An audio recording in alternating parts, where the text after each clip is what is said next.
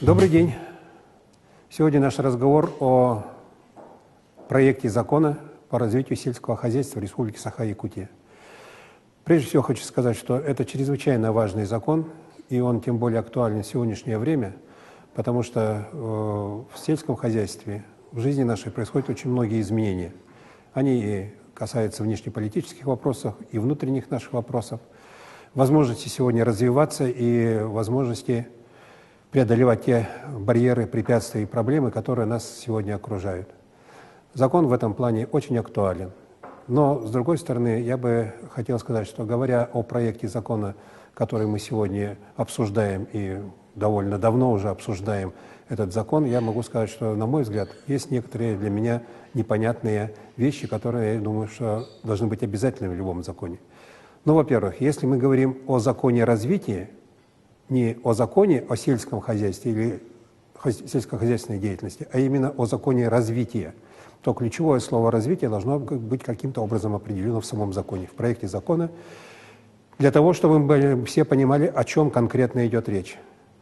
Во-вторых, должны быть расставлены приоритеты.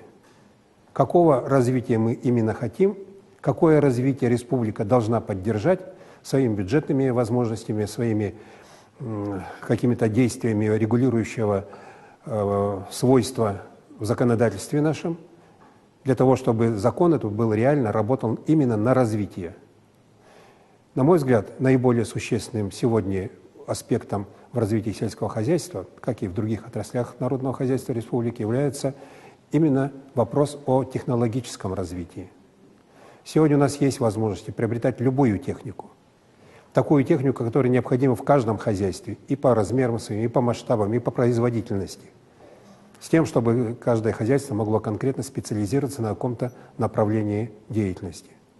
Эти технологии также нам крайне сегодня необходимы и в отраслях, тех отраслях хозяйства, которые мы называем традиционной отрасли. Это оленеводство, это рыболовство. Это как раз зона, где территория, которую мы относим к местам компактного проживания коренных малочисленных народов Севера. Надо сказать, что сегодняшние технологии, которыми сегодня пользуются наши рыбаки и оленеводы, это технологии из Советского Союза. Но есть замечательные примеры, которые в корне меняют и технологию, и уклад жизни даже оленеводов, например. Ну, у нас есть такое муниципальное унитарное предприятие, как Оленёкское, в Оленёкском районе. Это оленеводческое предприятие, которое занимается оленеводством.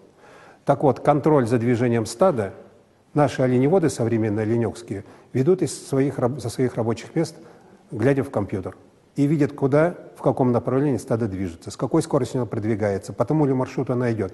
Они все это прекрасно видят и могут конкретно управлять уже движением этого стада, не выходя из своего рабочего кабинета. Вот это новая технология. Сегодня такая возможность есть.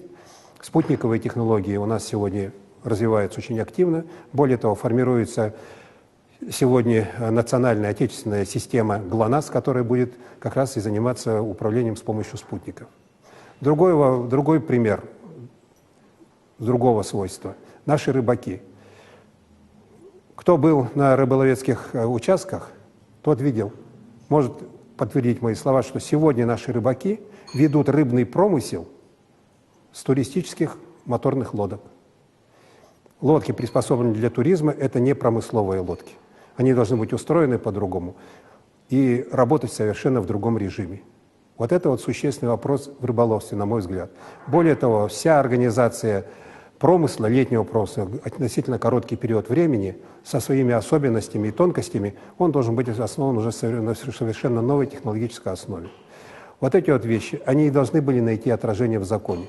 У нас проблема, кроме того, что мы говорим об экономической деятельности, хозяйственной деятельности в области сельского хозяйства, мы еще должны говорить о том, как живут наши селяне. Не секрет, что идет сегодня большой миграционный отток из села в город. Это обоснованный отток. Люди стремятся жить лучше. Они, конечно, хотят в города.